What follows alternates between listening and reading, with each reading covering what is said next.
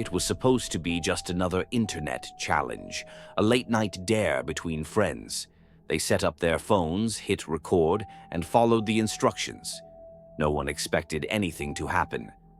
But within minutes, the air felt heavier. The laughter faded. Something changed, and when they tried to stop playing, they realized the game had other plans. At first, they thought it was a trick of the mind, a side effect of staying up too late, letting their imaginations run wild.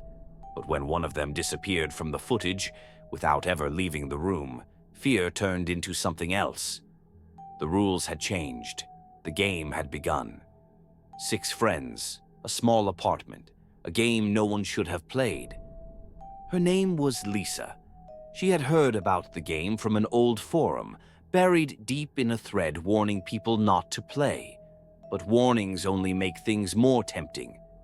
They thought it was just another internet myth, the kind of thing teenagers dared each other to try, only to laugh about it the next morning.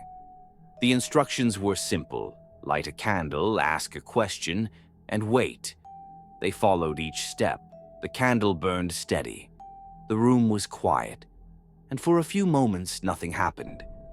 But then, one of them asked the wrong question. It started with a simple question. Who's here with us? No one spoke. No one moved. And then, the first response came. A single tap on the wooden floor. Software distant. At first, they laughed, nervous, brushing it off. But then it happened again. Louder.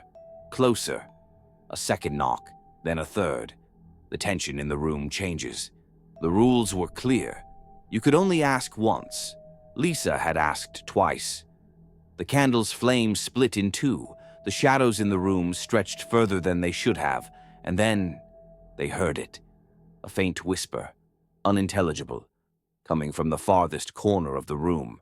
A place no one was sitting.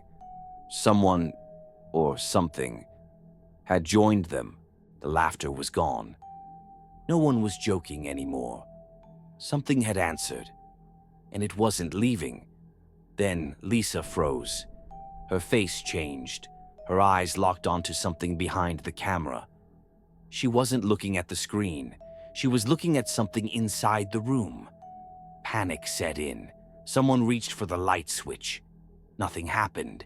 The power was still on, but the room refused to brighten. The shadows stayed, long, stretched, reaching. Then, the scream. When the footage returned, Lisa was gone. And the worst part, the door never opened. She hadn't left. She had just vanished. Lisa was gone. The others searched every room, every corner, every possible hiding spot, but there was no sign of her. The door was still locked. The windows were shut. She hadn't left the apartment, and yet she was nowhere to be found. The police were called. The investigation began. But what could they say? There was no sign of forced entry, no struggle, no logical explanation. The footage made no sense. Days passed, then weeks. Lisa never came home. And then, the messages started.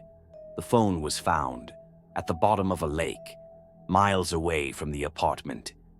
Lisa was never found. No evidence, no answers, just a missing girl and a game that should have never been played. But here's the part no one can explain. A week after she disappeared, the apartment was abandoned. Yet the neighbors reported something strange. Late at night, lights would flicker on, and a shadow could be seen moving inside, a shadow that looked just like Lisa. Was it really just a game? Or did Lisa find something she was never supposed to? Tell us what you think in the comments. Have you ever played a game you wish you hadn't? And if you made it this far, maybe don't turn off the lights just yet. She thought it was just a game, until it wasn't.